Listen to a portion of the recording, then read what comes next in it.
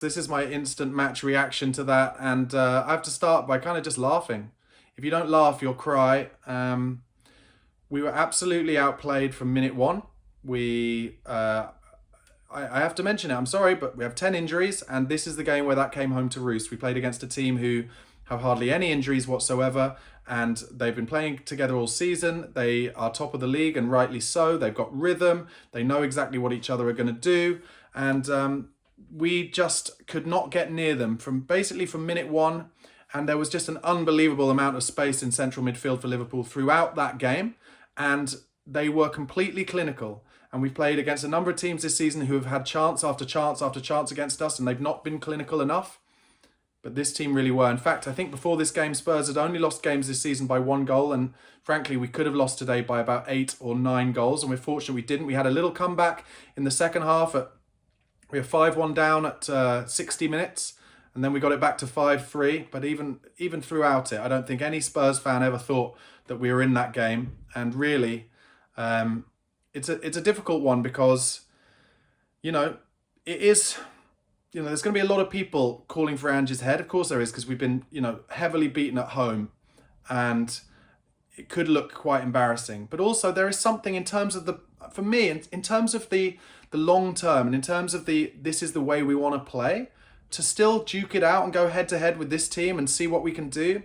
There is something honourable about it. But maybe also I can totally understand how a lot of people would say how naive it is. And of course we will get the Neville Redknapp, the Gary Neville and Jamie Redknapp pairing flying in on Spurs and saying how you can't do it. Well, I would argue Tottenham didn't try and outplay Liverpool today. Tottenham didn't have all the possession and just go gung-ho. They just don't have the tools in central midfield to deal with a team like Liverpool. And then on top of that, just the fatigue level. Like, Liverpool were 15 to 20% more energetic throughout the entire game, in my opinion. And that does make a difference. I'm not making excuses. Look, we were poor and we made some terrible decisions. For me, and I'll go into kind of the minute by minute, but for me, the worst thing we did was having given ourselves a chance just before half-time with a brilliant finish from James Maddison to make it only 2-1, when really Liverpool could have been out of sight already at that point. That's where game management comes into it. Then you're like, okay, I've got 3 minutes before half-time.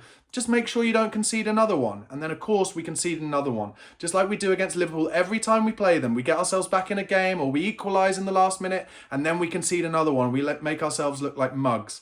And at that point, that's where I think some game management has to come into it.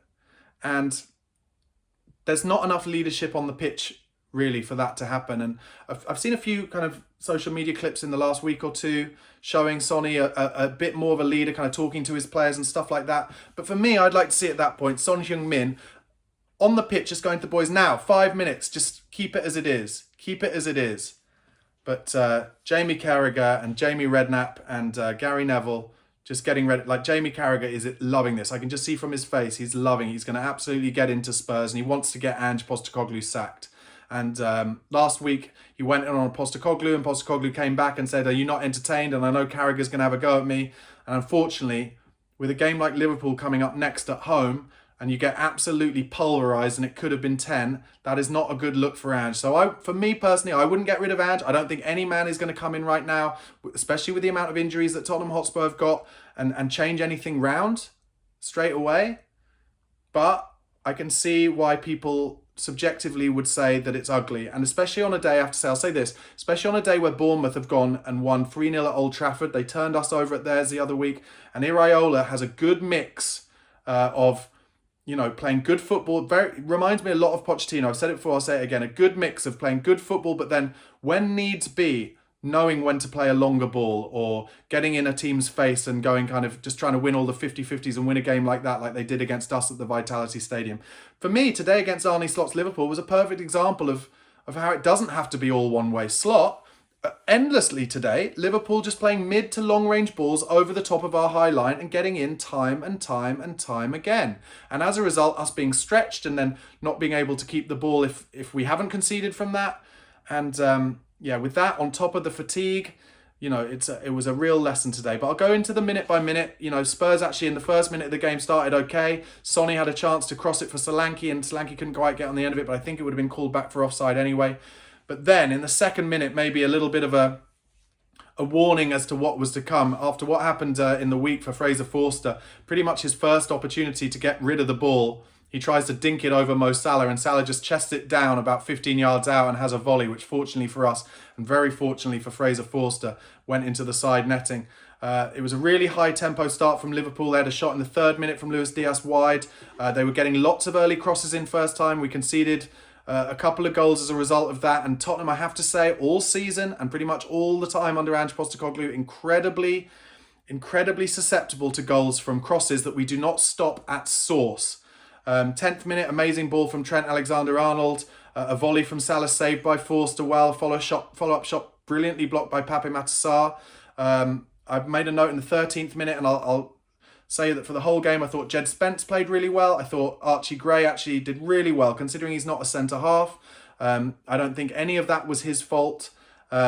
Then in the 15th minute, Gakpo had a shot over the bar after a huge Trent Alexander-Arnold dive to Diaz, and that was going on all day. But there was something in the 15th minute that I noticed, which was a long ball that was on for Spurs over the top of the right-hand fullback to let... over the top of Robertson, their left fullback for Decky Kulusevski, and we nearly got in a couple of times in the first half from that. 16th minute, couple of huge blocks from Spence. Salah hit the bar in the 17th minute. Archie Gray with an unbelievable clearance under his own crossbar in the 19th minute. He did a few of those in that game. Then they took the lead. 22nd minute, Diaz, like I said, just let Trent Alexander-Arnold have a free cross, easy header. Solanke got in just after down the right-hand channel, had a cross well blocked, and Decky had a shot from the resulting short corner. But it was really like the Alamo. Diaz, another shot well saved by Forster in the 25th minute. Salah, so much time in the box, 28th minute, nearly another goal then.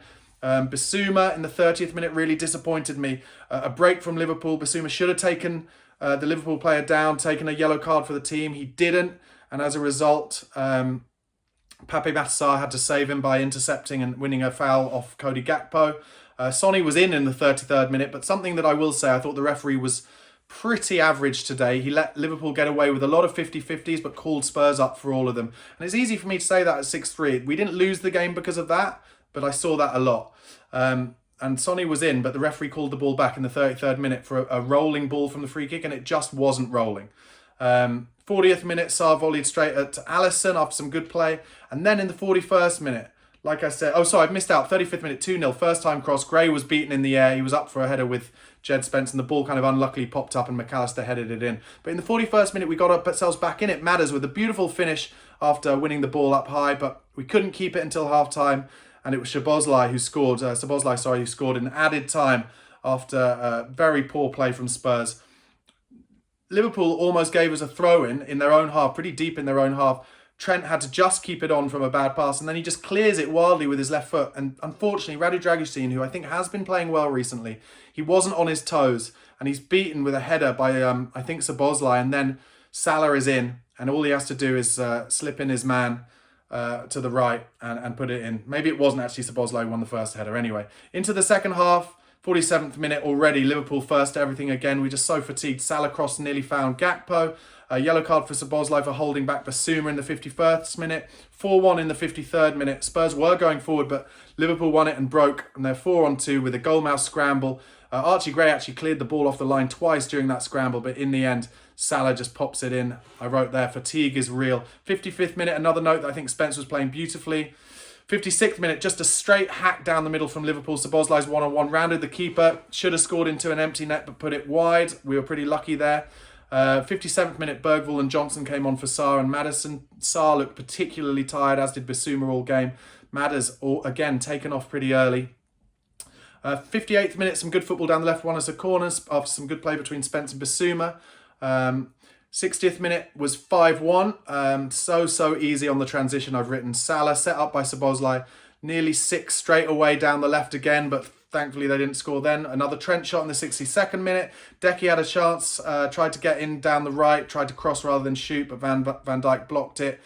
Shot from Decky, who was trying everything, and he did try everything throughout the game. In the 66th minute, he had another shot, went out for a corner. 67th, Liverpool showed their strength in depth, brought on Jota and Jones for Gakpo and McAllister, and then came Spurs' little fight back. 71st minute, beautiful goal from Decky Kulusevski.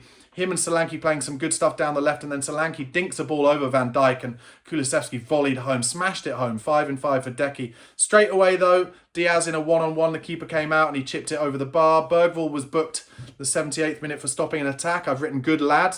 You've got to take your professional fouls, and frankly he did better at that than Basuma did.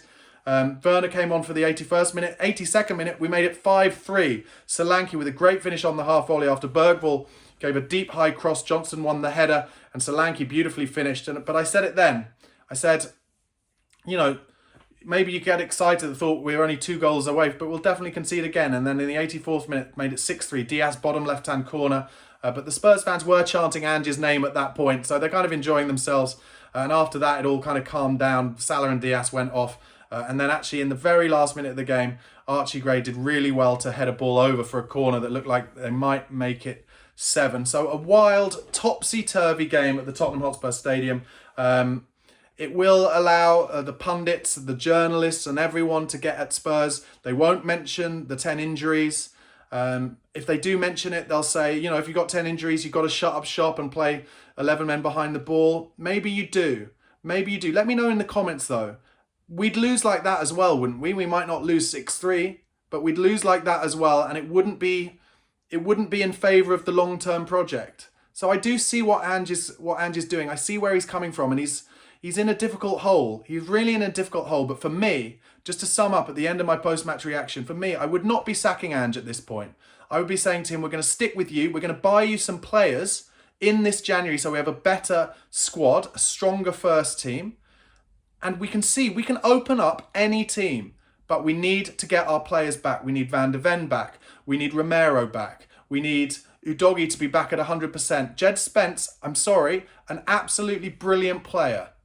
A brilliant player. And he has been the best thing that has come out of this period of injuries. And we will benefit from that in the long term. But we have to be brave here. We have to be patient. And I'm sorry to bring it up again, but Edu, the sporting director of Arsenal, when everyone wanted Mikel Arteta out, he was patient, and look at where they are now. Look at where they are. They are going to be challenging again. And it's a horrible thought because I think they might win it. I hope Liverpool win it, I really do. But they were brave and they stuck with their man, and right now we have to stick by our man. We have 10 injuries, and yes, we're embarrassed a bit today, but that's where we have to be brave.